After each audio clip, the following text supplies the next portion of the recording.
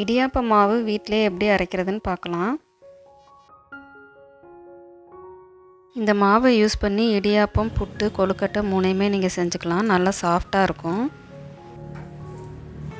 கடையில் வாங்கின மாவு பச்சரிசி 3 கிலோ எடுத்திருக்கேன். அதை நல்லா கழுவிட்டு 3 மணி நேரம் வரைக்கும் ஊற வச்சுக்கோங்க.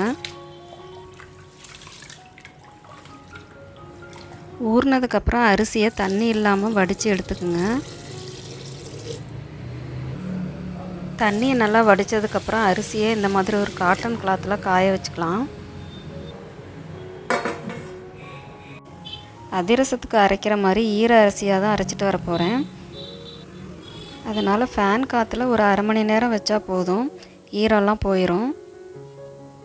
இந்த மாதிரி கையில் தொட்டு பார்க்கும்போது ஈரம் இருக்கக்கூடாது, அந்தளவு காய வச்சு எடுத்துக்குங்க.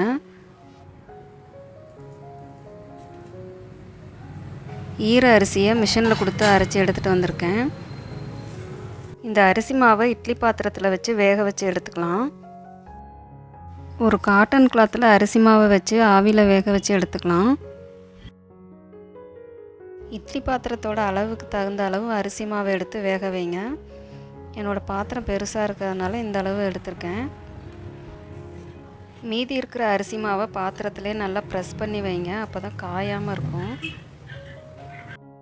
அரிசி மாவை 10லேருந்து 15 நிமிஷம் வரைக்கும் வேக வச்சு எடுத்துக்கலாம். வெந்த அரிசி மாவை இந்த மாதிரி காட்டன் கிளாத்தில் கொட்டி காய விடுங்க. இந்த மாதிரி எல்லா அரிசி மாவையும் வேக வச்சு எடுத்துக்கோங்க. மாவை இந்த மாதிரி நல்லா தேய்ச்சி விட்டு காய விடுங்க, அப்போ தான் கட்டி விழாமல் இருக்கும்.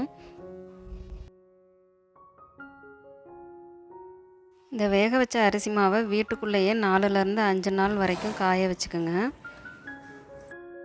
மாவை இடையில நல்லா கிளறி விடுங்க. நான் 5 நாள் வரைக்கும் வீட்டிலையே காய வச்சுருக்கேன். மாவை பார்த்திங்கனாவே தெரியும், நல்லா காஞ்சிருக்கு.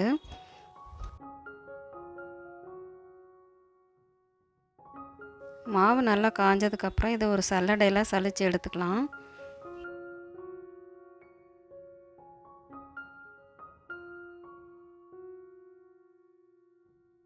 மாவு சலிக்கும் போது கட்டிகள் இருக்கும், அதை ஒரு மிக்ஸி ஜாரில் கலெக்ட் பண்ணி எடுத்துக்கோங்க. அதை அரைச்சி மறுபடியும் சலித்து எடுத்துக்கோங்க.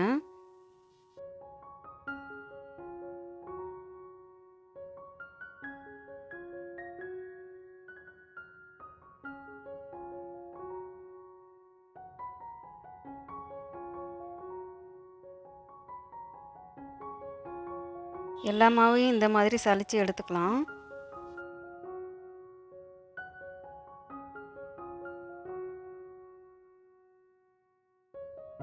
மூணு கிலோ அரிசிக்கு இந்தளவு மாவு வந்திருக்கு. இந்த மாவில் செய்கிற இடியாப்பம், புட்டு, கொழுக்கட்டை 3மே நல்லா சாஃப்டாக இருக்கும். மாவு ஆவியில் வேக வச்சு எடுக்கிறதுனால வயிற்றுக்கு எந்த பிரச்சனையும் வராது. இந்த மாவை ஒரு ஏர்டைட் கண்டெய்னரில் ஸ்டோர் பண்ணிக்கோங்க. 5 மாதம் வரைக்கும் கூட கெடாது.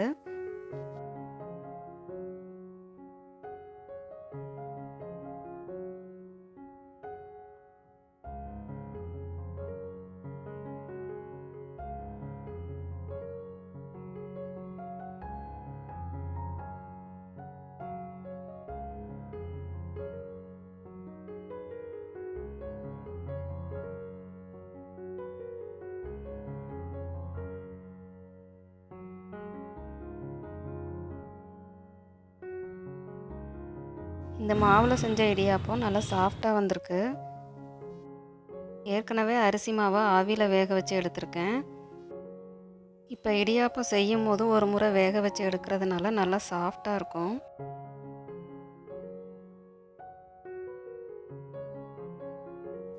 மாவு நல்லா சாஃப்டாக இருக்கிறதுனால எந்த ஷேப்பில் வேணாலும் கொழுக்கட்டை செஞ்சுக்கலாம். நல்லா ஈஸியாக இருக்கும் செய்கிறதுக்கு.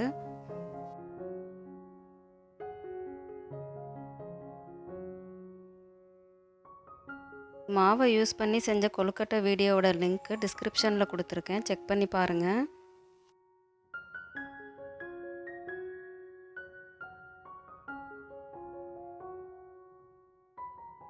நீங்களும் இந்த மெத்தடில் இடியாப்ப மாவை அரைச்சி பாருங்கள்.